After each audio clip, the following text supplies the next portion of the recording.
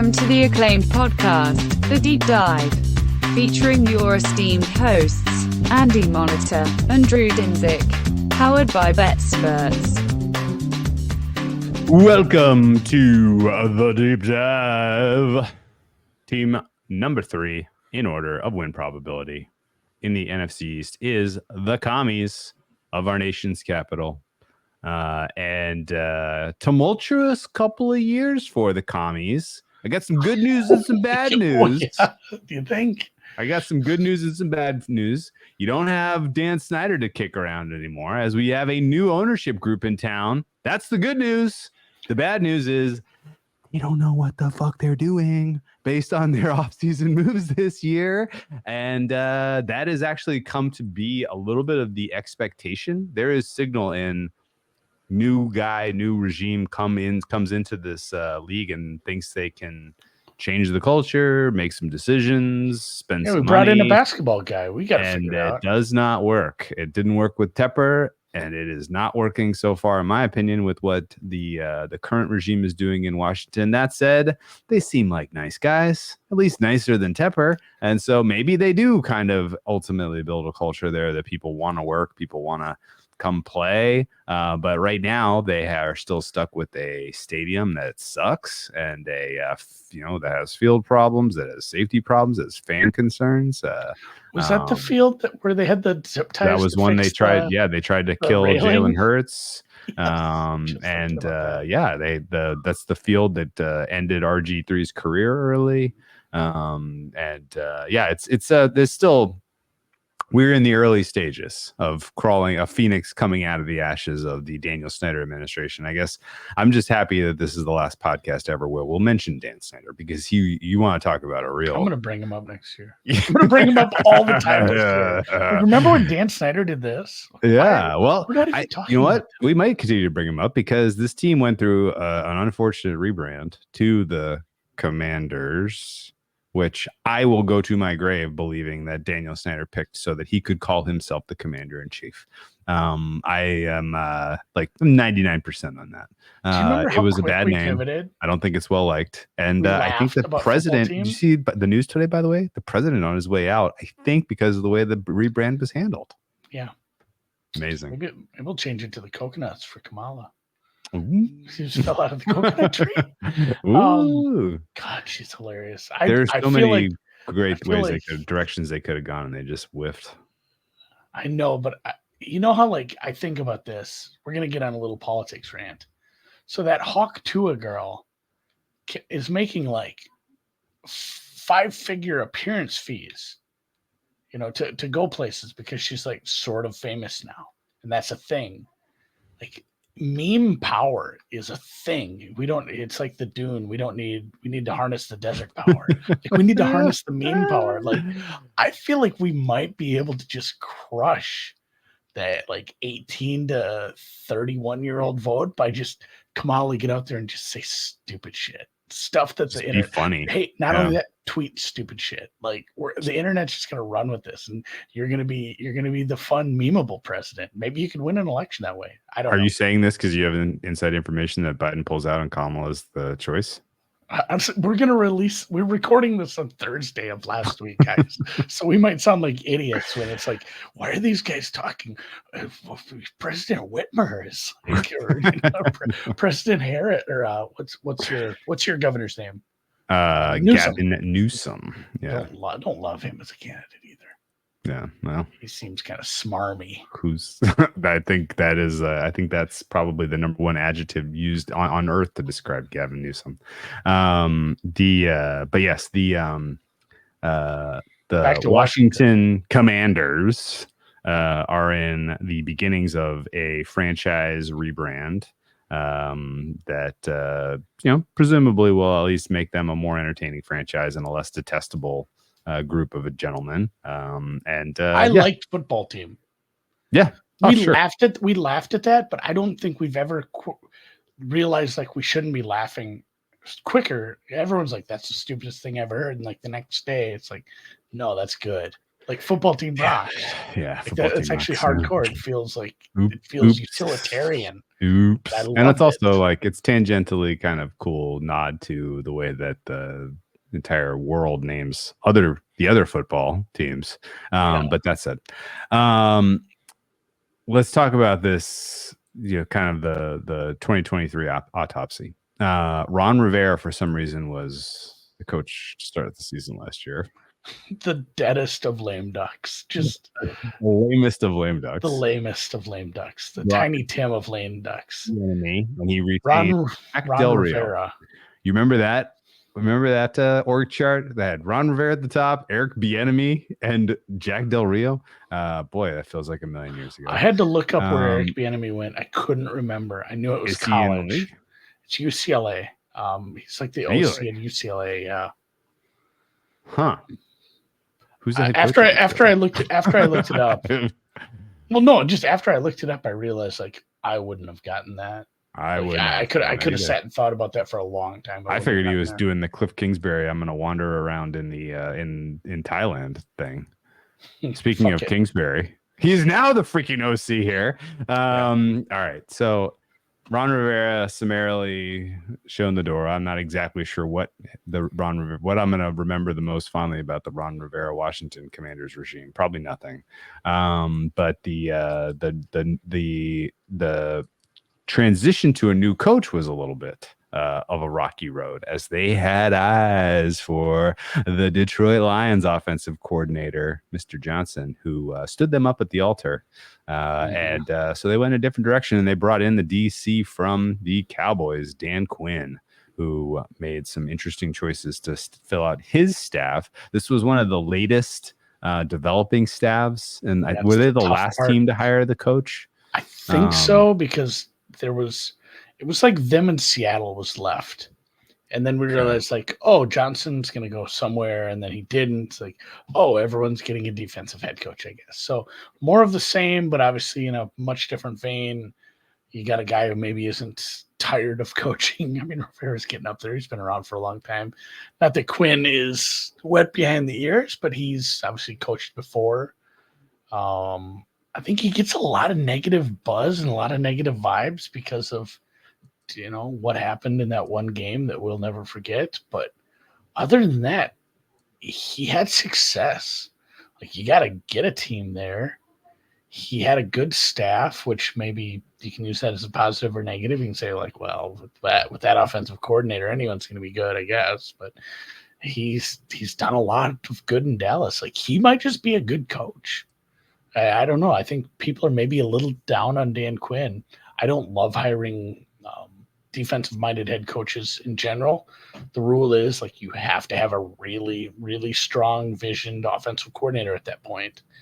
And we're kind of on a coin flip there because Cliff either learned his lesson and realized like he's going to have to do a lot more than, hey, this is what I'm bringing from college and it's going to work. And then it's kind of sticking with an offense that clearly didn't work. Mm-hmm. And he's got a lump of clay to mold. He's got a brand new rookie quarterback. He's got a lot of pieces around it that can contribute. So I don't know, like the Cliff thing is very hard to evaluate for me because, there was a lot of shit that didn't work in Arizona. Yeah. 2023 was the way it played out was weird for the Commanders because they won their first two games. They were 6.5-point favorites in their opener against Arizona. They did not cover, but they did win. And then they went at Denver where they were expected to get beat up a little bit, and they won in a 35-33 shootout. And at that point, people were thinking, Sam Howell? We were like, really? Sam Howell? Like, what? He takes a few sacks, but gunslinger. Slinging it. And then they lost 3 in a row, including a primetime loss that was very clearly you are not in this same. Actually, you know what? I should say this back. They get crushed by Buffalo. They played hard. Should have probably won against Philadelphia, except some weak decision making by Mr. Rivera at the end, where he proved not to be Riverboat Ron.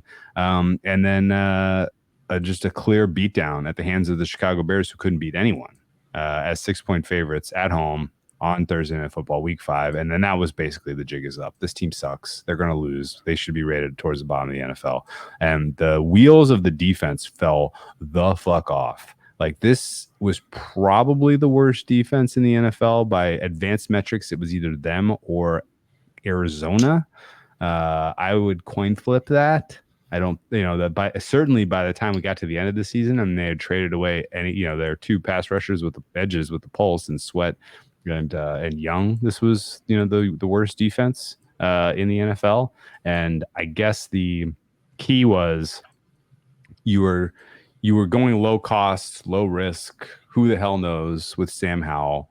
And you learned your lesson. He wasn't the future you wanted to build around in Washington.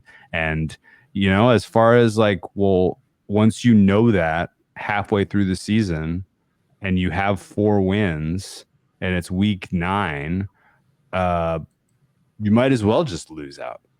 And they did. So, knowing nobody's coming back on this staff, you're almost just based on how high you were likely going to draft, you're almost certainly making a switch at everything that matters. You're switching your coach, you're switching your coordinators, you're switching your quarterback. Just ride it out, guys. Go through the motions. Yeah, 4-5, and then 8 straight losses to finish the season. And of those 8 straight losses, I think only the Jets game was competitive. And I don't even know how that was a competitive game, honestly. They were 3-point dogs on the road at the Jets, and they lost by 2. So nice job. Way to thread the needle there.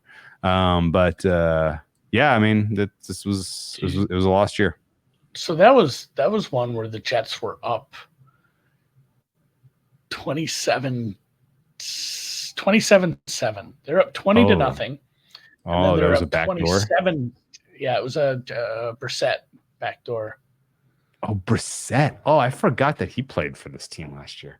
Yeah, so he didn't. Why? He did not start that game. So I had to go find this. I was wanting to pull up Sam Howell's. I don't remember if he got hurt or yanked, but Sam Howell threw 22 passes before he exited the game. How many of them were caught? By his team or by his team plus opponents? Yeah, I'm going to say 9. 8. Oh, Jesus. 2 interceptions, 6 completions. 6 for 22, 56 yards. He only took the 1 sack. He had a QBR of 2.1. Not good. Better than 0.0? Yeah, it's better than that. So this was in the end, the second half was the Jacoby Brissett versus Trevor Siemian game. So like I said, the Jets had a big lead, but Commanders came storming back under Brissett's leadership in the second half. It looks like, so Siemian fumbled a snap. That led to the first touchdown. The second half, there were some interceptions and a bunch of decent defense, maybe, or just bad offense from the Jets. And the Commanders came back, almost got it done. It was so they were leading with, it looks like 2 minutes left. It took a field goal by the Jets to get it done. Trevor Siemian with the comeback, a 54-yarder. I don't remember parts of this game. I don't remember that game at all. It's probably good. That doesn't need to be in my brain anyway. No. Clearly, I had no action in that one. So the kind of key takeaway for me, and actually wild that Jacoby Brissett was on a 4-win team with an unknown quantity from North Carolina at quarterback, and now he finds himself on a 4-win team with an unknown quantity from North Carolina at quarterback again.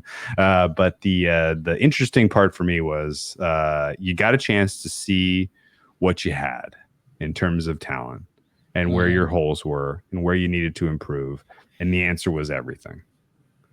And they came into the draft process very clearly keyed on we need to upgrade at quarterback, which is good when you have the 2nd overall pick.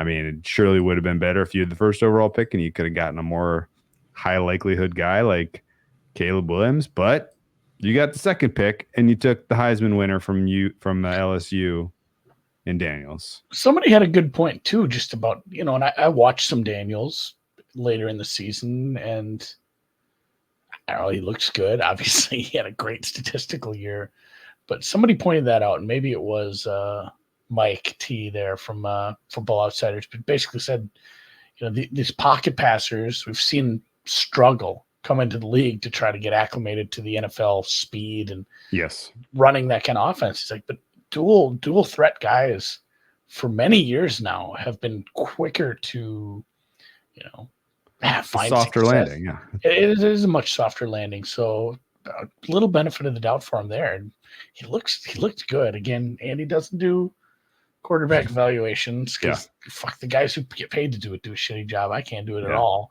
But all right. I have high hopes. I'm not going to keep the people in suspense anymore. My expectations for Daniels are low. He's a rookie. Even beyond that, he's too small. He's real skinny. His situation in LSU last year was so good. Protection, weapons, system, everything was perfect. Yeah, it's like a Joe Burrow didn't work out. Even though he does have the athleticism, he's going to need it. But if he's taking hits from big boys, he's going to be at injury risk this whole year. And I think the chances that he has an arrested development, which is my current kind of brain space for evaluating rookies, I think is high. Because ultimately, you can give Cliff Kingsbury the benefit of the doubt that he's coming into this opportunity with a refreshed and renewed vigor and having lessons learned. I don't think that there's not an underpinnings of knowing what to do for Cliff Kingsbury that he can learn from, right? So my expectation is Kingsbury plus Daniels, size, weapons, protection, just in general being at a deficit regularly because the defense is horrible. Like, this looks problematic. What are you taking with the 5th pick next year? Do you want to shore up the offensive line or get him a weapon? I mean, you might need to trade down and address defense, weapons, and O-line. Yeah. Honestly, like, I think of anything, I think the weapons are probably the modicum of a bright spot on this roster right now. You have 2 decent wide receivers. For sure. They're decent. They're decent. But here's where the problems really kind of rear their ugly head when you have a new franchise. And, I was pretty harsh off the top about the ownership group here, but the signings that they made in free agency were atrocious. This was one of the worst free agency money splashes we've seen in a while. They got a bunch of barely better than replacement level guys coming from strong units, good situations, and then a bunch of guys who you're like, wow, they're very clearly just have gotten smashed by the aging curve. And I don't think name is Clelin Ferrell. Or their name is Clelin Ferrell. Like, I honestly don't even know that I can tell you one of these signings that I was like, there's upside there. Luvu for sure. That's if I had to rank all the signings, Luvu. If you put Luvu and Wagner as like a unit, because Wagner's old as shit. This is crazy. Like, oh man, Wagner played with him. Yeah. Like, hey, Wagner was so cooked last year. Eckler was so cooked last year. These guys are done. Go look at Wagner's numbers. It wasn't all that bad. His numbers, his numbers and his accolades, all of that is reputation. And I mean, the numbers was because everybody kept attacking him because he was. He graded out well for me last year. I didn't see it. He was fine. I didn't see it at all. I thought he's just not a guy who misses tackles. He was above average for being 35 years old. No, Bobby Wagner's still good. He's not great. This isn't like exciting, and that's what makes it not great that that's your second best signing. The offensive linemen, Allegretti and Biadish, never say his name quite right, but nothing to be excited about with the rest of them. Clelin Ferrell, huge disappointment. Jeremy Chin, probably, you had to replace Cameron Curl at safety. Zach Ertz, probably washed as hell. I mean, it's been a couple years and he's had a couple injuries. Eckler can maybe get something out of him. He's not that old, but he plays a position where he is that old, isn't he? So it's Luvu and Wagner. It's like the signings that I'm considering good. Eckler could be serviceable because you're in a rebuild. The offensive lineman will be playing, so that's helpful. And it was a very bad offensive line last year. So, yeah, I mean, you're right. In general, like the offseason wasn't super. Yeah, this was bad. And you know what? Why expect differently? Like, you have a new regime that was gonna try to make some splashes, that was trying to prove to the fan base that they're willing to spend. I just think that almost every move they made, I was just shaking my head. I don't think they let anyone go who I was like, ooh, except maybe Cam Curl. I thought Cam Curl was better than Jeremy Chin, who they brought He's in. good. Personally. He is. That's a negative for sure. Losing Cam Curl wasn't good. That was the only guy they lost that I was like, honestly, I would have liked to retain Brissett as a backup. Sure. Truthfully, Who is their backup? It's probably Mariota. They paid him a bunch of money to be the backup. Like, signing was like, what the fuck? So Mariota's a backup. I didn't mind some of the pieces in the draft. We'll get to that a little later. Like, they needed help at run stop, so you get Johnny Newton. He fell a little. I think there were some injury concerns. You got Sainer still, who can do slot corner safety. He can move around a little, apparently. Michigan kid. You got a tight end, Sanat, which is, like I said, you have Zach Ertz as your number one right now. So they went and got the needs. They went and got Luke McCaffrey, which he probably has some upside, even though it's not Christian. They went and drafted for needs, which is nice. But yeah, like you said, they didn't make any good splashes outside of. Where do you have Wagner? What do you have for rating for Wagner, I guess? Okay, so here's the thing about Wagner. His counting stats look reasonable. He was given All-Pro 2 consideration last year. He made the Pro Bowl. He's still a good run stopper. He doesn't miss tackles. Like, if you don't ask him to go do a shitload of coverage, he's going to be better than a lot of linebackers still in this league. You want to know what the Seattle Seahawks fan sentiment was in the offseason? It was like, this is a guy who was first opportunity, put his name in the on the Ring of Honor there. Oh, for sure. Retires never. Whatever you want to do. Like, he was massive part of the success of the Legion of Boom. The sentiment was, please don't resign him. Please don't bring him back. Or bring him back as a coach. Love him as a coach. Love his leadership. Love his presence in his locker room. Like for what it was worth. Like, the issues that he present. Like, okay, best example I can give you. You know how the numbers would tell you that Derek Jeter was good at defense? Mm-hmm. But in reality, he was one of the worst defensive shortstops of that generation because his range was just so limited. Well, particularly at the end of his career. Like, later in his career, he was fine. Like, it was a joke. And like, I really feel like there were a lot of parallels with Wagner where, like, he got the tackle, but like, it was 3 yards further down the field than it would have been when he was in his prime. Like, it felt like there was a lot of that stuff. And ultimately, like, I kind of wanted to hang a lot of the Rams defense the previous year, lack of success, on him. And I want to hang a lot of the Seahawks lack of success on him last year. Like, I feel like he's not. Yeah, go ahead. I didn't have a chance to watch every Bobby Wagner snap, so I went off the grades. I went off missed tackles. Sure. I tried to look for other grades. I think the grade is legacy. I really just think it's like people are. I really doubt the people at like PFF are be like, I can't give Bobby a bad grade. Like, they're grading it. Some of it is subjective, but a lot of it is like, did he make the play? Did he miss the tackle? Was it a stop? Was, success rate against? Things like that. So, like I said, I don't want him in coverage a lot. I don't want him in coverage at all. But he's going to be fine in the run He stop. was an automatic target believe- on 3rd and long. Automatic. Yeah, he was you on the can't. field on 3rd and long. Automatic target him. Which He's going to convert it. to the point too of this team and the makeup of the secondary is. It's not like, hey, there's a bunch. It's fine. Get him off the field. We have a bunch of guys who can fill in.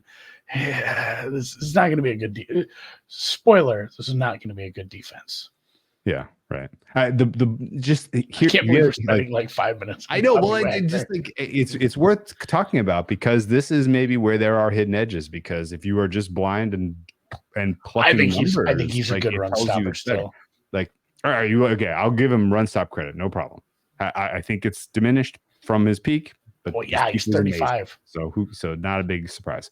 The issue is he's not a 3-down player. If he is out there for 3 downs, he is going to get cooked on 3rd down with authority. What did you have this defense like? Just rank. Where did you have this defense ranked last year for the post Chase and Young's? Like 32. 31, 32? Yeah. 32. That's what I'm saying. Like that defense was so bare cupboard. Yeah. This is a plus because he can tackle people. Like I think this is still probably one of the worst, if not the worst in the NFL.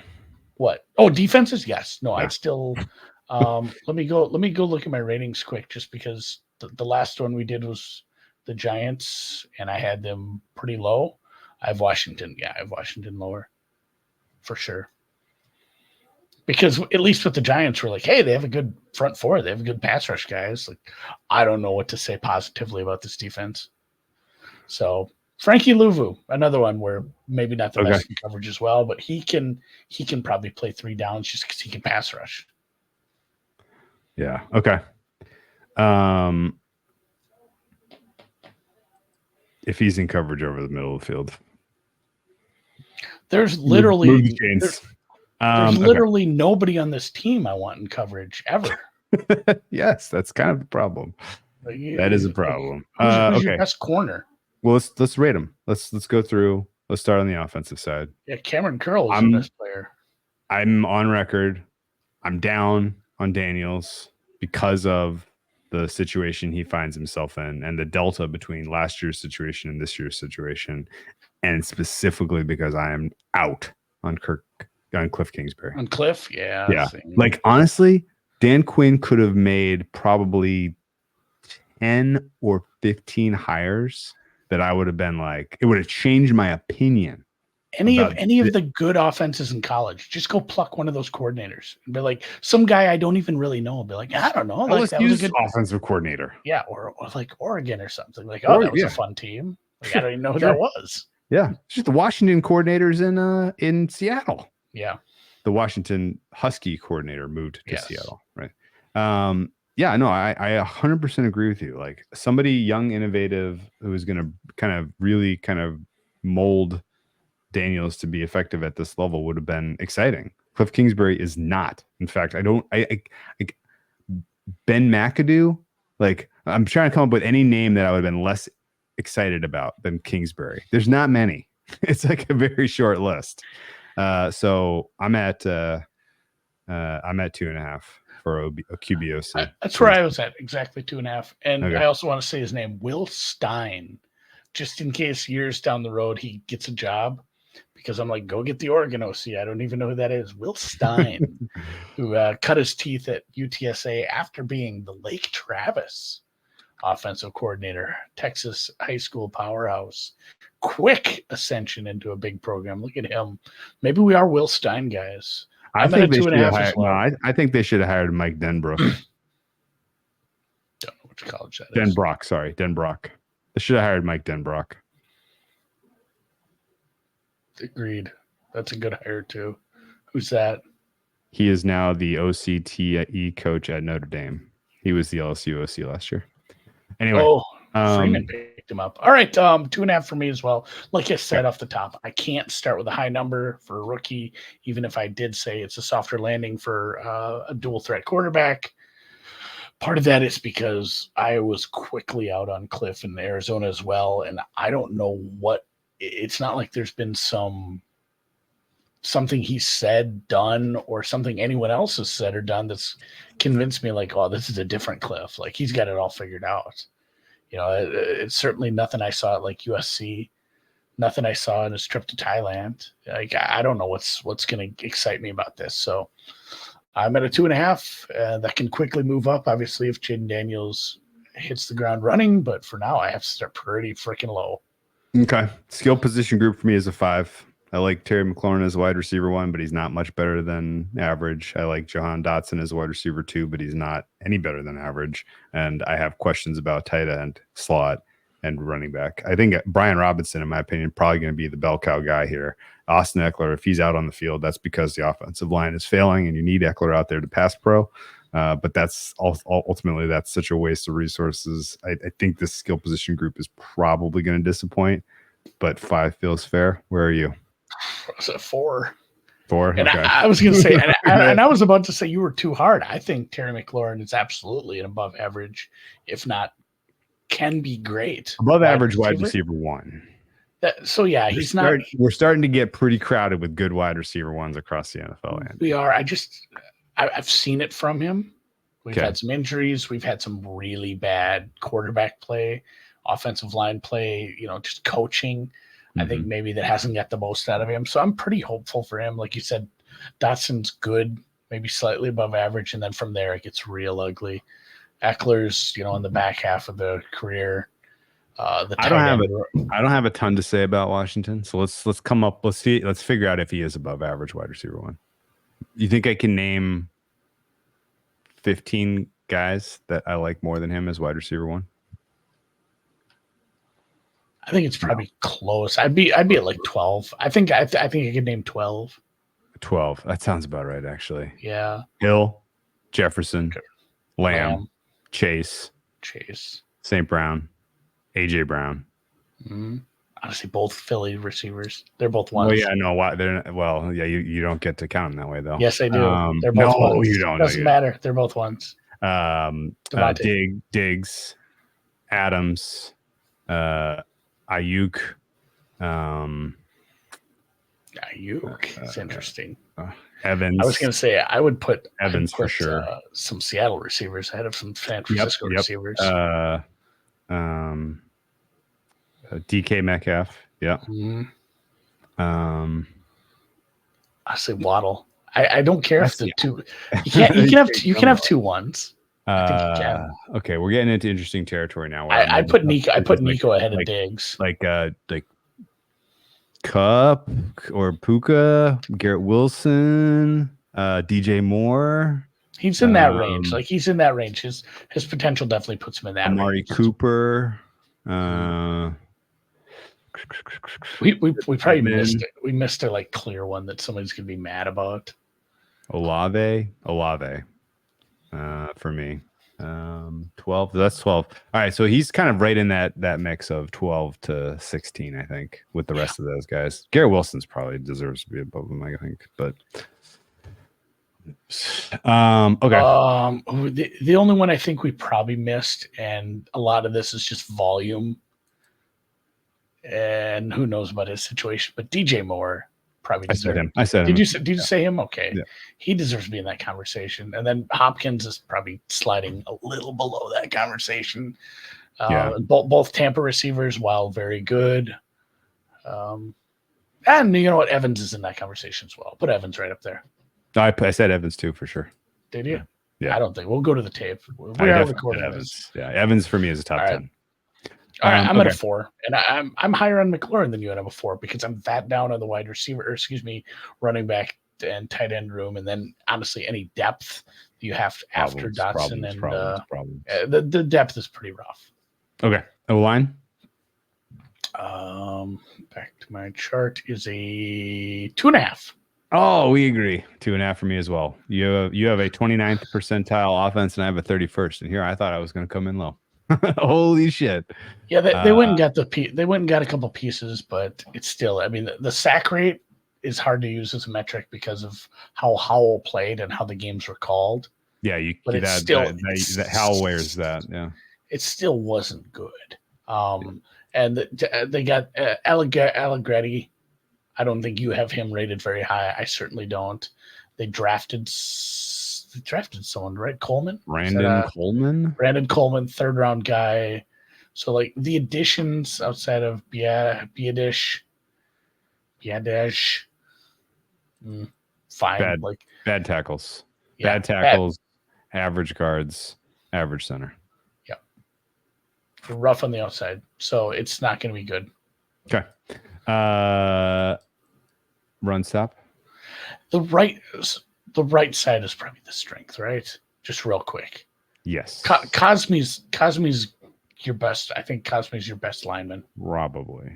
And then Wiley is okay. So the right side might be all right. And the rest of it is just meh. Yes, that's right.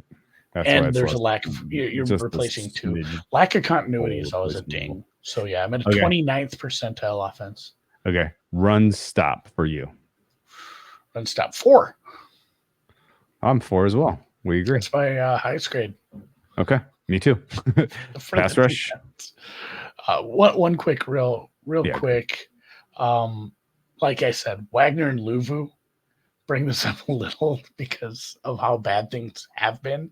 It was a massive weakness last year. So bringing in Wagner, Luvu, and drafting Johnny Newton, having Jonathan Allen, like this is the strength of the defense. They should be able to stop the run a little, but still be worse than an average team at it.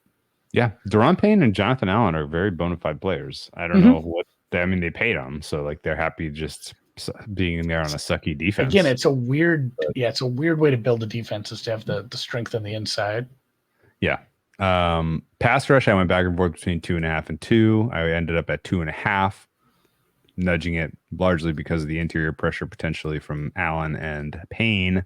Do you think the additions of Dante Fowler Jr. and Dorrance Armstrong, the 3rd and 4th or 4th and 5th best pass rushers on Dallas, are going to make an impact? Do you think Cleveland Farrell can do anything? And if the answer to all those questions are no, then are you generating edge pressure ever? You aren't.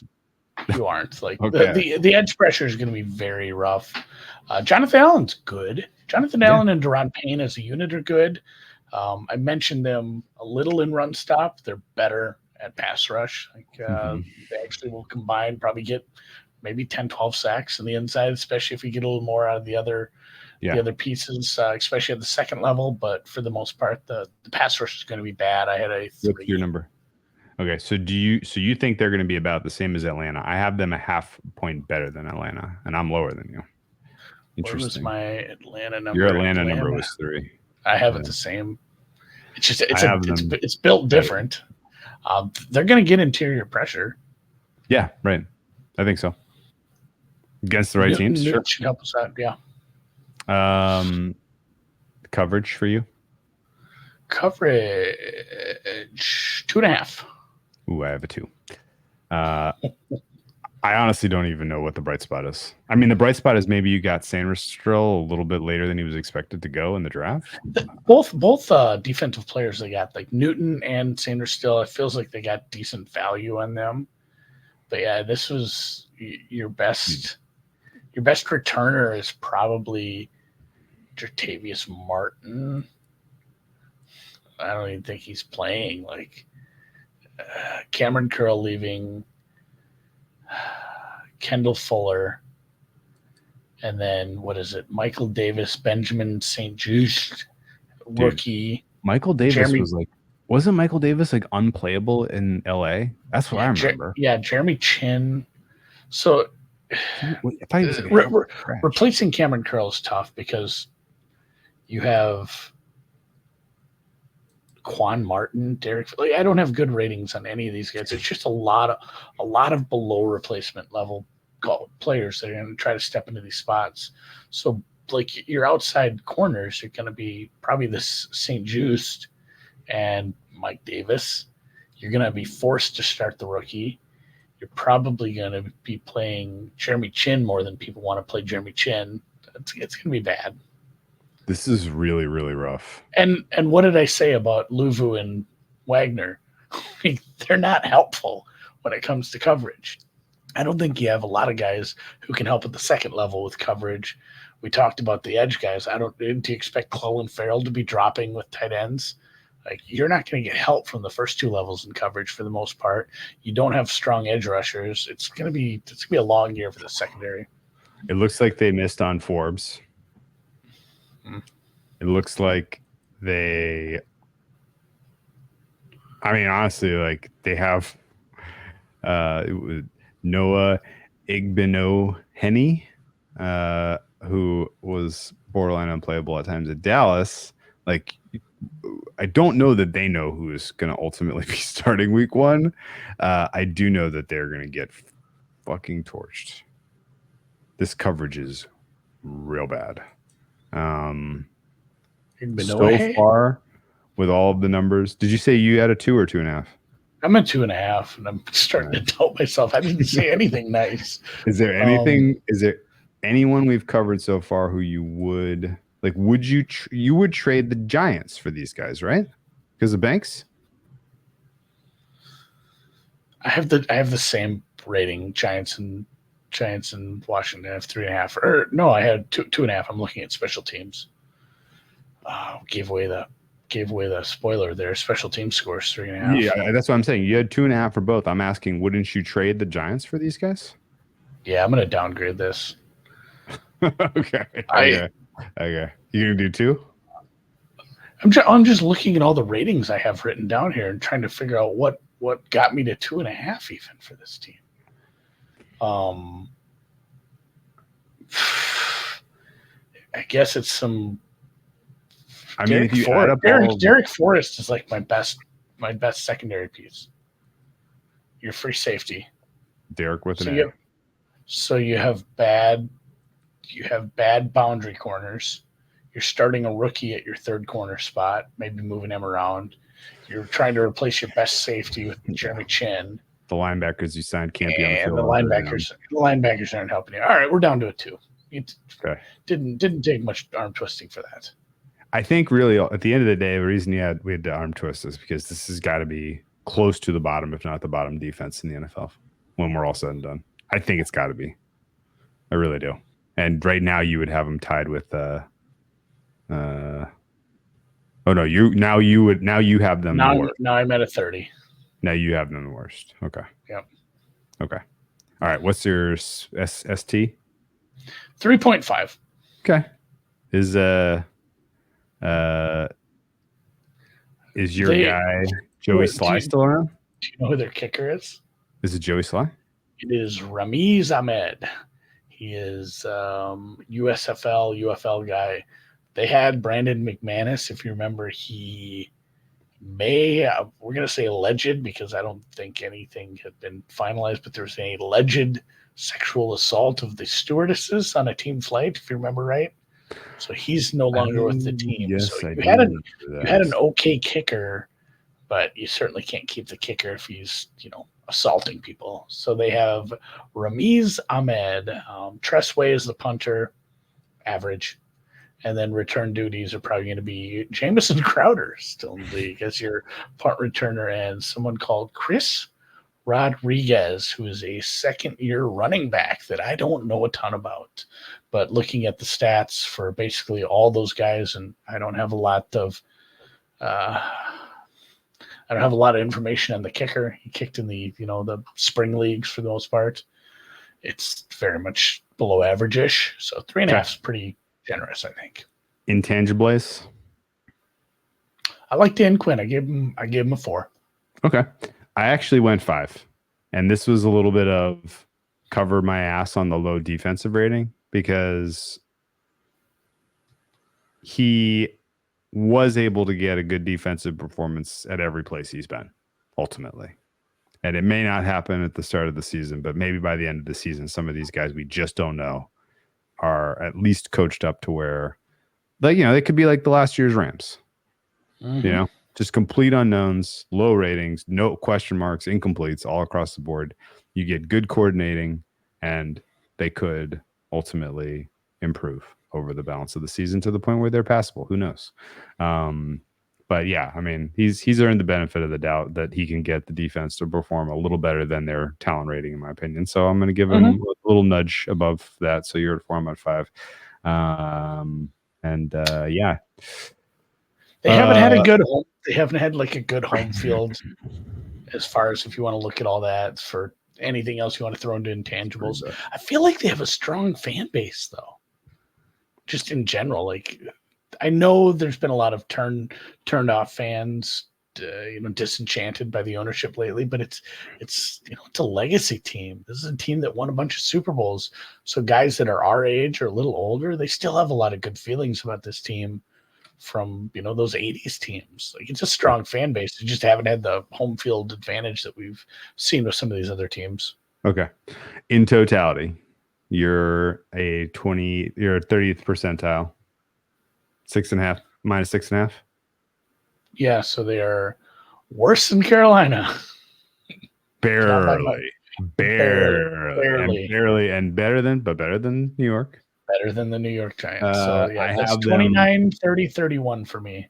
I have them barely better than Carolina and worse than New York. So we got a little bit of sortage to do at the bottom of our PRs over the balance of the season. But those 3 teams are going to be in the mix. We can agree they're bad. Yes. And I mean, we haven't gotten to the Patriots yet. So realistically, it's probably going to be a 4-team race for who deserves 32 out of 32. I have the Patriots like the 15th best team. Excuse me? I'm just kidding. No, this is the worst. There's actually a sizable gap. Oh boy. Okay. Well, I didn't know what to give them a good rating on. Special teams? I don't know. I don't know. Yeah. All right. Let's look at their schedule. Do they play Carolina? Are we going to get to find out what the market thinks about those 2 teams? I don't remember. They do. They are favored. Jeez. And for the record, I don't think. Yeah, go ahead. I have New England as like a bottom 5 special teams. Jason Myers is not. Let's talk about this a little bit. The Washington football team is favored in 3 of their 17 games. Those 3 games are week 2, hosting the Giants. They are 3-point favorites. Week 7, hosting the Panthers, where they are 3-point favorites. And week 13, hosting the Titans, where they're 1.5-point favorites. There are 6 games where they are dogs inside a field goal. And I don't know that that's going to actually materialize because a lot of them are in the middle and the end of the season. And I think that the market is going to have to downgrade these guys after they see how they look early on. I think they're definitely vulnerable to get beat badly at Tampa Bay week 1, where they're 3.5-point dogs. I think they're definitely vulnerable to lose as home favorites week 2. I mostly think of this because you have a young quarterback and poor pass pro against a blitzing Todd Bowles in week 1, and then against the monstrous only strength the Giants bring to the table D-line in week 2. I don't know that they're going to be able to go score for score with the Bengals week 3.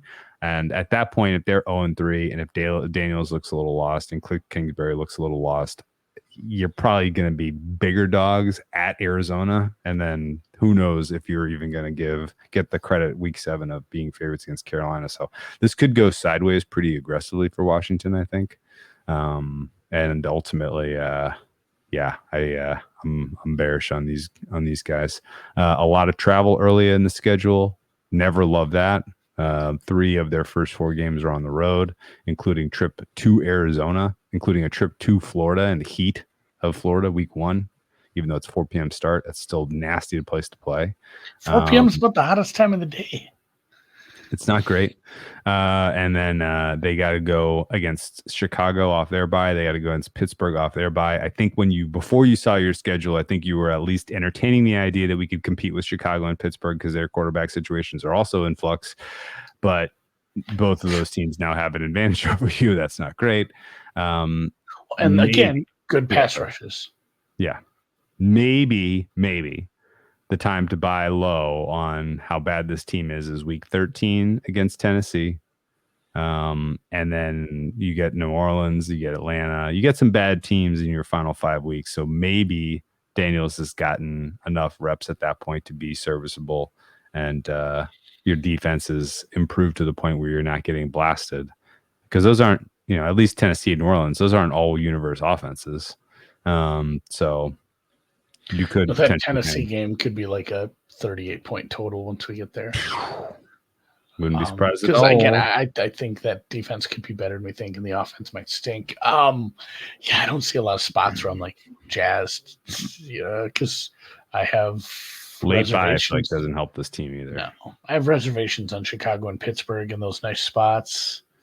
But if things are working out at the quarterback, I could be tempted in taking those teams as a road favorite under a field goal coming off their bye. I don't hate that. They both have upsides if the quarterbacking situation works out. I'm not looking to lay big numbers here, but at the same time, how are they stopping Cincinnati? How are they stopping somebody with a good wide receiver room on the road, prime time? Cincinnati might just kind of pick. If it's all clicking there, like we've seen it do with Burrow and his wide receivers, they could probably just pick their number. That might be a Cincy team total. Betting this 8 weeks in advance. It's funny too, if you go look, and we talked about this with the Giants when we said, hey, they're only strength. What would you say the Washington strength is? Because even you disagreed about how much I had for run stop. Like, what is the only thing that I have at league average is the skill group, and that's because of McLaurin and Dotson. Yeah, it's tough. It's funny, you go look at just bring up the news sites or the team sites, fan sites. 1 out of every 3 articles is just like, why isn't this team signing a pass rusher? Why isn't this that? There's a lot of calling for Carl Lawson to become a commander. Okay. He's still a free agent. I don't know that there's somebody out there that's really going to move the needle, but I read that. I'm like, well, he's probably better than what they're putting out there. So they might still do something and try to shore that up. But right now, I don't have a strength for this team. Right. Yeah.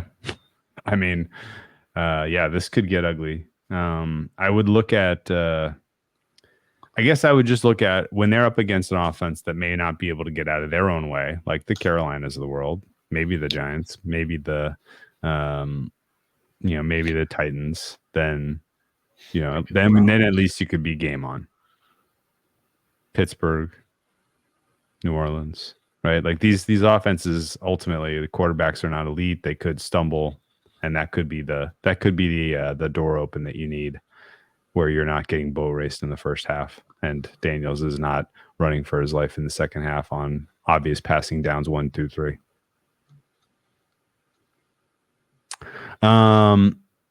Any interest in any of the exotic markets here? I just want to say these prices out loud because some of them are insane to me. Daniels offensive rookie of the year number is plus 275. I think that's bananas. The coach of the year price for Dan Quinn is 15-1. That sounds crazy to me. I think you have to win games. Like they just don't have a schedule or a roster to win. Like, to win coach of the year, I think he can't win the division. Like that would be such an outlier result with this roster. I don't feel like I'm going to get old takes exposed on saying they can't win the division. So like, how does he even win coach of the year? You're finishing third in the division with like 10 wins, and somebody else hasn't done something more impressive than that. Like 15-1 is a bad number. What do you think about laying $13,500 to win $3,000 on no to make the playoffs? Minus 450, I don't think is going to be close to my maybe I just put it in the S&P, but I don't know. The way things are going in the news, I don't know if the markets are going to be super stable.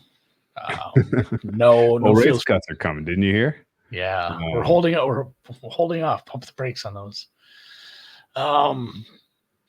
It's probably not a bad investment. Minus 450 is not correct. In what world? How many games? Let's say the NFC is weak again. You still got to get to like 9. Yeah. That's a big ask. Like And again, here's the thing, if you think they have 9 wins, too many good quarterbacks on their schedule. Yeah, if you think they have 9 wins, you should go place some bets on like Daniels yardage overs, touchdown overs. Daniels rookie of the year. Yeah, I mean, even at that bad price, because at that point he's eclipsing his his regular season yardage totals, his touchdown totals. He's playing well enough to get all those done. Otherwise, it's just not happening. Like they have to have a quick step up by him if they want to get something done. And then, like you pointed out, they have the wide receivers to maybe get it done if he's, the real McCoy right off the bat. Okay, Did so Colt McCoy play for this team? I guess here's the positive spin. We've been very, very negative today. Sorry if you're trying to enjoy your. Well, their kicker's a sex predator. Like, sorry. Their owner was a sex predator with the way he was treating the cheerleaders, man. The question I have for you: we're doing a lot of comping of the Commanders to the Giants and the Panthers for good reason, right? Mm-hmm. But if I came from the future and I said one of these 3 teams is in the playoffs, do you think it is the first overall quarterback in a bounce back year? The guy who's done it before, who's trying to prove something to get it another opportunity? Or do you think it is an unknown, soft landing, rookie QB? The bounce back guy, right? Probably. Right? You have the blueprint. You've seen it's been done. You know the ceiling is there because he's touched it. It's just I don't know where the floor and the ceiling is for these rookies. Too much signal that Bryce Young just sucks. Too much signal that the team overall, the Commanders, is going to hold Daniels back. Who's your third guy?